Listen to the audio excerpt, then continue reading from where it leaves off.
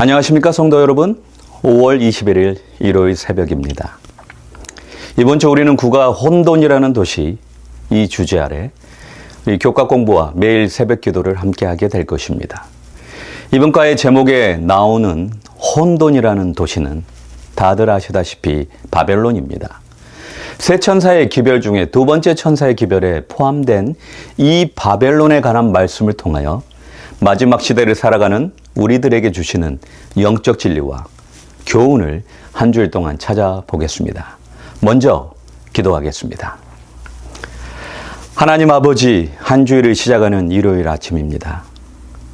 우리가 말씀을 펼 때 성령 하나님이 함께해 주시고 말씀 속에 있는 예언을 밝히 깨닫고 교훈하시는 음성을 들을 수 있도록 도와 주시옵소서. 예수님 이름으로 간절히 기도합니다. 아멘. 먼저 요한계시록 14장 8절을 보겠습니다. 또 다른 천사 곧 둘째가 그 뒤를 따라 말하되 무너졌도다 무너졌도다 큰 성 바벨론이여 모든 나라를 그 음행으로 인하여 진노의 포도주로 먹이던 자로다 하더라. 셋째 천사의 기별 중 두 번째 천사의 기별은 다른 첫째와 셋째 천사의 기별보다는 짧습니다. 그러나 강렬한 주제입니다. 그리고 이 기별에는 승리와 패배가 분명하게 선포되고 있습니다.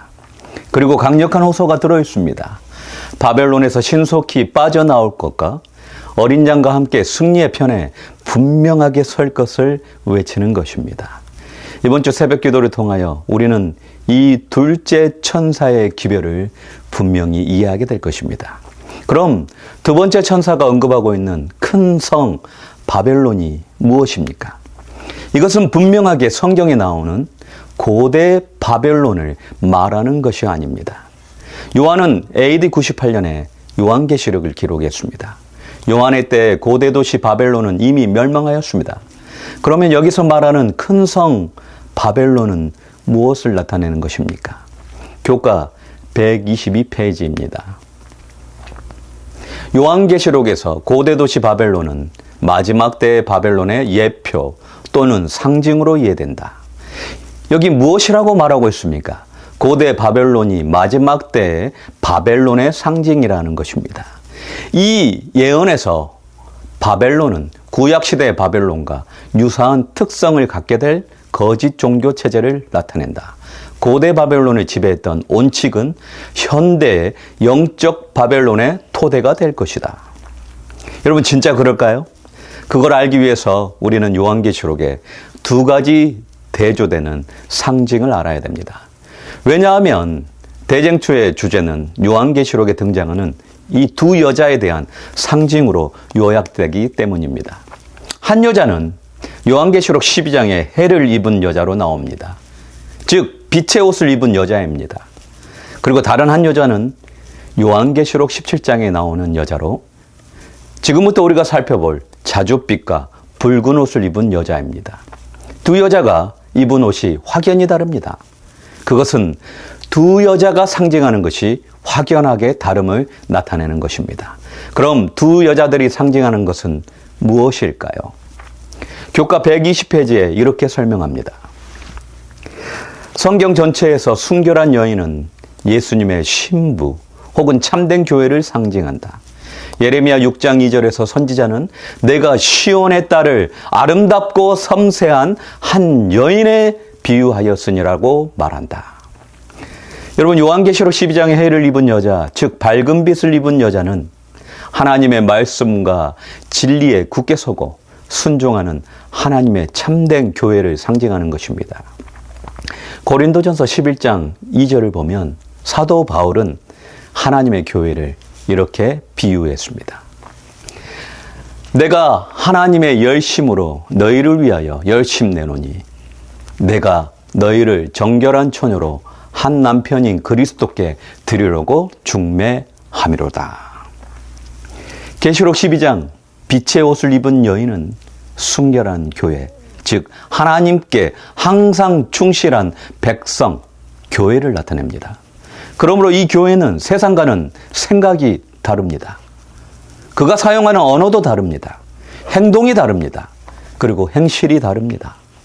그리고 세상을 살아가는 태도가 전적으로 하나님의 진리, 말씀에 있습니다. 그러면 계시록 17장의 자줏빛과 붉은 옷을 입은 음녀가 상징하는 무엇일까요? 1절부터 우리가 한번 살펴보도록 하겠습니다. 요한계시록 17장 1절입니다. 또 7대접을 가진 7천사 중 하나가 와서 내게 말하여 가로되 이리 오라. 많은 물 위에 앉은 큰 음녀에 받을 심판을 내게 보이리라. 땅의 임금들도 그로 더불어 음행하였고 땅에 거하는 자들도 그 음행의 포도주에 취하였다 하고 곧 성령으로 나를 데리고 광야로 가니라. 내가 보니 여자가 붉은빛 짐승을 탔는데 그 짐승의 몸에 참남된 이름들이 가득하고 7머리와 10뿔이 있으며 그 여자는 자줏빛과 붉은빛 옷을 입고 금과 보석과 진주로 꾸미고 손에 금잔을 가졌는데 가증한 물건과 그의 음행에 더러운 것들이 가득하더라. 그 이마에 이름이 기록되었으니 비밀이라 금 바벨론이라 땅의 음녀들과 가증한 것들의 어미라 하였더라. 또 내가 보매 이 여자가 성도들의 피와 예수의 증인들의 피에 취한지라. 내가 그 여자를 보고 기이 여기고 크게 기이 여기니. 여기 보면 자줏빛 붉은 옷을 입은 여인은 요한계시록 12장의 순결한 교회를 상징하는 여인과 대조되는 것임을 금방 알 수 있습니다. 음녀라는 단어가 또 그렇습니다. 그리고 음행이라는 단어가 이 여인이 무엇을 했는지 잘 보여주고 있습니다. 그녀는 화려합니다. 세상의 온갖 귀중품으로 한껏 치장되어 있습니다. 음녀가 자줏빛과 붉은색 옷, 각종 보석으로 꾸민 것은 대제사장의 복장을 모방한 것입니다. 그녀가 세상을 거짓의 포도주로 유혹하기 위해 경건의 모습을 가장한 것입니다. 이렇게 화려하게 치장한 이유가 음행을 위함입니다. 이것은 고대 음녀가 유혹의 힘을 키우기 위해 취했던 태도와 같습니다. 우리 예레미야 4장 30절을 한번 보시겠습니다. 멸망을 당한 자여 내가 어떻게 하려느냐. 내가 붉은 옷을 입고, 여기 보십시오. 붉은 옷을 입고 금장식으로 뭐 했습니까? 단장하고 또 눈을 그려 꾸밀지라도 너의 화장한 것이 헛된 일이라. 연인들이 너를 멸시하여 내 생명을 찾느니라. 바벨론은 세상을 유혹하기 위해서 치장하였습니다.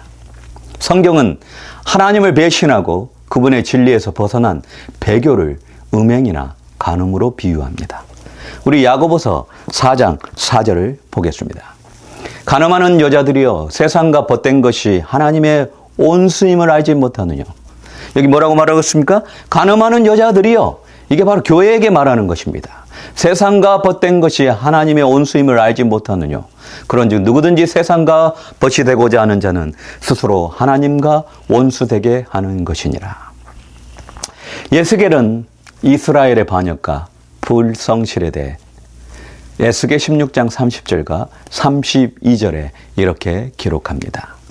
나 주 여호와가 말하노라. 내가 이 모든 일을 행하니 이는 방자한 음부의 행위라. 내 마음이 어찌 악한지 그 지압이 대신에 외인과 사통하여 간음하는 안으로다. 즉, 이 음녀는 세상을 너무나 사랑하여 진정한 신랑인 예수 그리스도를 떠났습니다. 그분의 말씀에서, 그분의 사랑에서 떠난 타락한 교회를 상징하는 것입니다. 그리고 그 교회는 신랑이신 예수님을 떠나 세상의 임금들, 권력들과 결탁되어 있습니다. 그 힘을 이용해 세상에 강력한 영향력을 행사하는 것입니다. 이 음녀가 성도들과 하나님의 증인들의 피에 취한 것으로 묘사된 것처럼 그 세상의 권력으로 하나님의 순결한 교회를 오히려 핍박하는 존재가 된 것입니다. 그리고 온 세상이 그녀의 음행의 포도주에 취한 것입니다. 바벨론으로 묘사된 이 음녀는 세상에 강력한 영향력을 행사하는 배교한 교회, 종교체제를 상징하는 것입니다. 우리는 이번 과와 다음 과에서 이 배교한 종교체제를 배우게 될 것입니다. 여러분, 우리가 여기서 기억할 것은 모든 사람은 이 두 가지 대조적인 교회 중에 반드시 하나에 속하게 된다는 것입니다. 중간지대는 없습니다. 하나님의 말씀에 절대적으로 순종하는 순결한 교회와 반면에 하나님의 말씀과 순수한 복음 대신에 거짓 교리와 세상과 타협하는 영적으로 타락한 교회의 영향 아래 있게 된다는 것입니다. 여러분은 지금 어떤 교회의 모습입니까? 어디에 속하기 원하십니까? 그걸 아는 방법은 오늘 여러분의 입을, 옷을 살펴보는 것입니다. 한 책에 이런 글이 적혀 있었습니다. 옷이라는 우리의 글자를 보면 참 흥미롭다. 옷이라는 글자가 사람의 형상을 완벽하게 나타내고 있기 때문이다. 이응은 머리, 오는 목과 팔, 그리고 시옷은 몸과 두 발을 담당해 사람의 형태를 이룬다. 세상에 어떤 언어가 옷을 사람으로 표현할 수 있을까? 참 흥미로웠습니다. 오늘 여러분에게 여러분을 표현할 두 가지 옷이 걸려 있습니다. 하나는 빛의 옷입니다. 그리고 다른 하나는 자줏빛, 붉은 옷, 음녀가 입은 옷입니다. 여러분, 그런데 놀라운 것은 빛의 옷은 여러분의 자유의지로 선택해야만 입을 수 있는 것입니다. 그리고 자줏빛, 붉은 옷은 여러분이 빛의 옷을 선택하지 않으면 자동으로 입게 되는 옷입니다.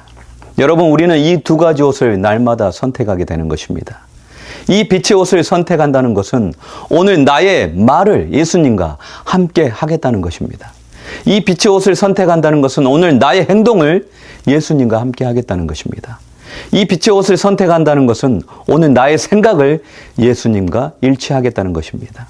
왜냐하면 이 빛의 옷은 순종의 옷이기 때문입니다.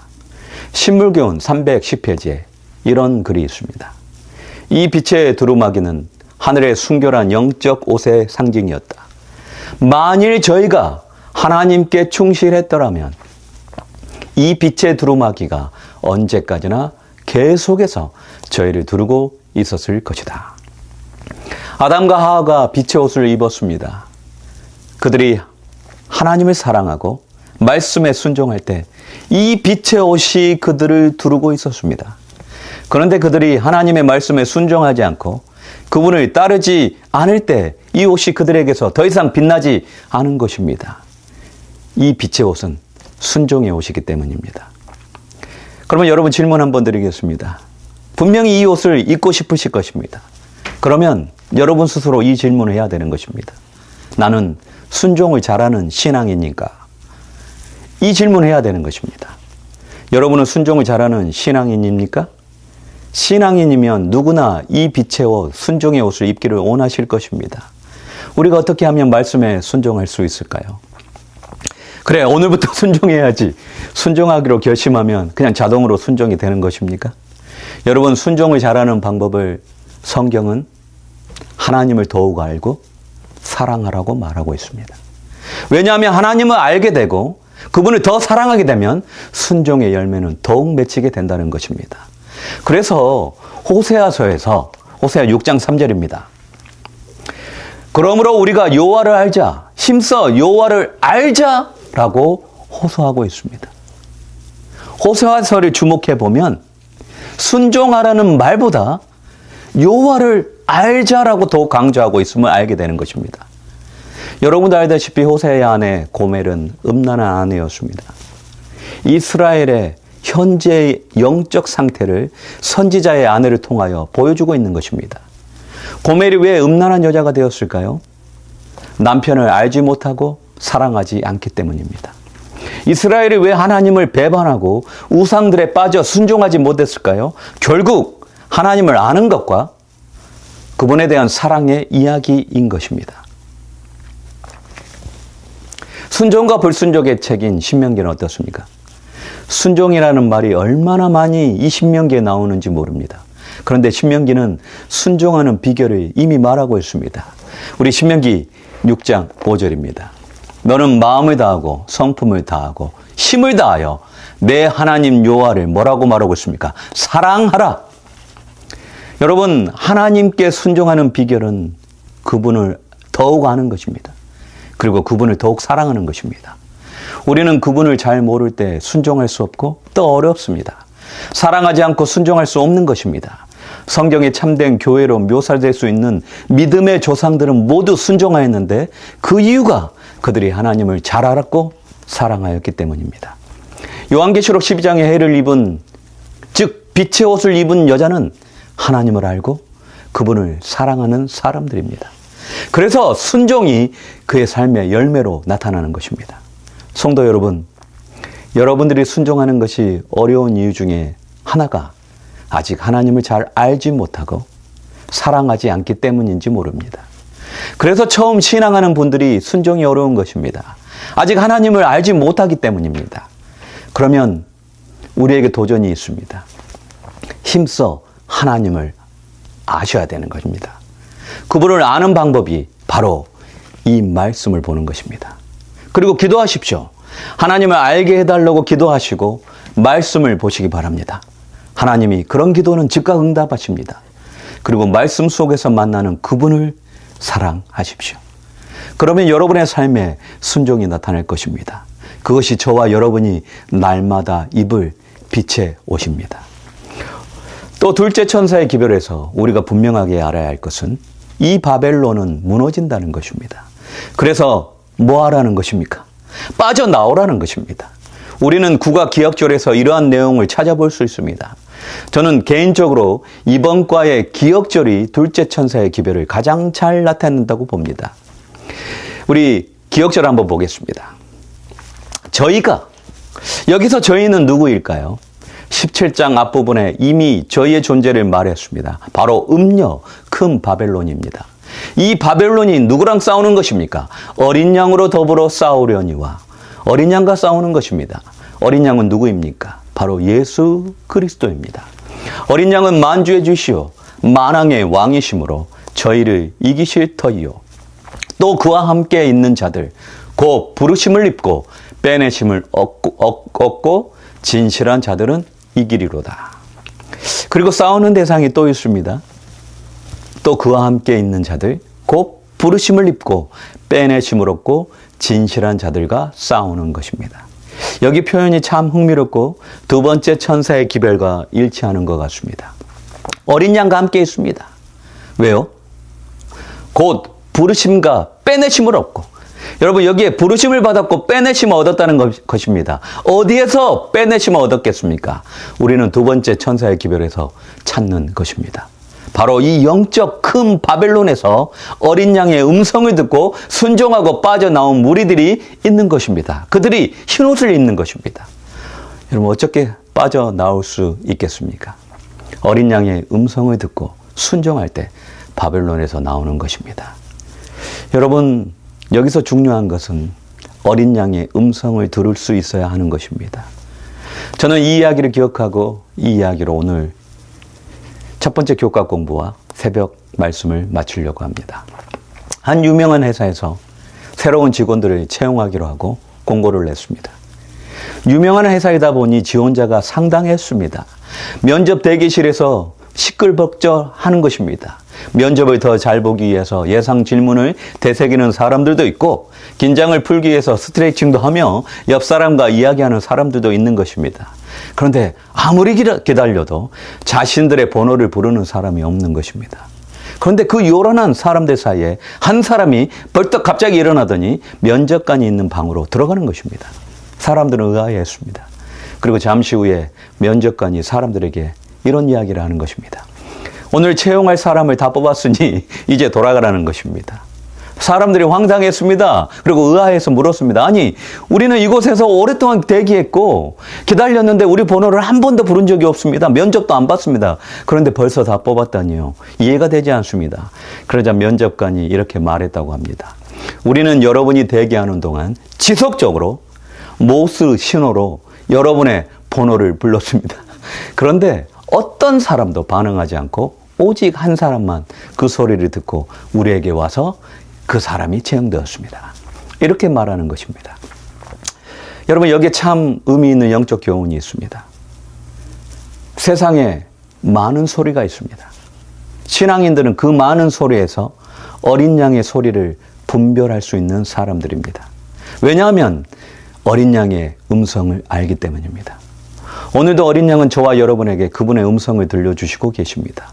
여러분이 오늘 무엇을 해야 할지, 어떻게 해야 할지, 어떤 길을 가야 할지 들려주시는 것입니다. 그러려면 어떻게 해야 됩니까?